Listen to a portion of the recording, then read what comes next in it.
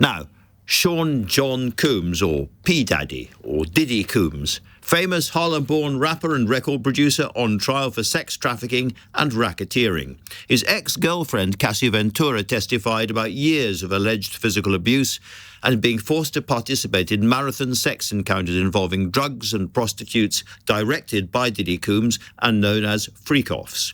Many other celebrities have been caught up in the web of allegations, and the New York jury has just found him guilty of transportation for prostitution, but not of sex trafficking or racketeering, the more serious offences. Let's talk now to somebody who's been following this case very closely from the start. Kayla Brantley, Daily Mail correspondent and co-host of the podcast Judgment Day, the Trial of Diddy.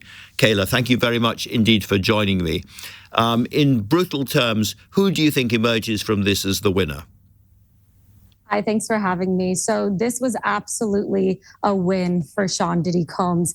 He was found guilty of the lesser charge. He faced 25 years to life in prison if he was found guilty of that big racketeering charge. But he was acquitted of racketeering and sex trafficking, which were the most serious charges, only to be found guilty of transportation to engage in prostitution. Now, each of those counts carry a maximum of 10 years each. So right now he does face a maximum of 20 years. Prosecutors have called for him to be charged with the max, or to be sentenced rather, with the maximum sentence of 20 years. Of course, his team has fought back, but sentencing will take place within the next few weeks. And right now his team have asked for a $1 million bond until that day.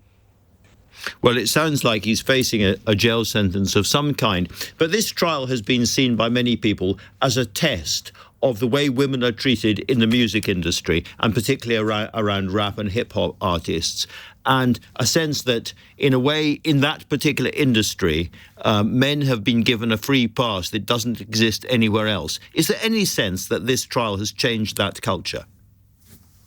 Well, when we look back to the Me Too movement, I mean, you've seen this happen with Harvey Weinstein, you have Bill Cosby, and now you have Diddy. With those cases, Harvey Weinstein is behind bars, Bill Cosby was acquitted, and now we have Diddy. This isn't the first case, and unfortunately, it likely won't be the last. But one thing that is a recurring theme in all of these cases is that a lot of times this was an open secret.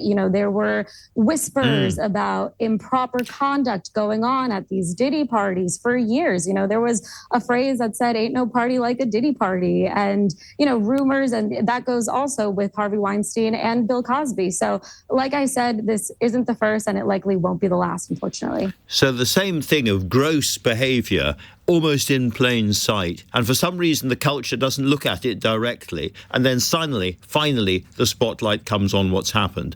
And I say again, do you think this is a moment when people are going to think, hold on a second, this is an industry which has been misbehaving in a particular way for a very, very long time, and now it needs to finish?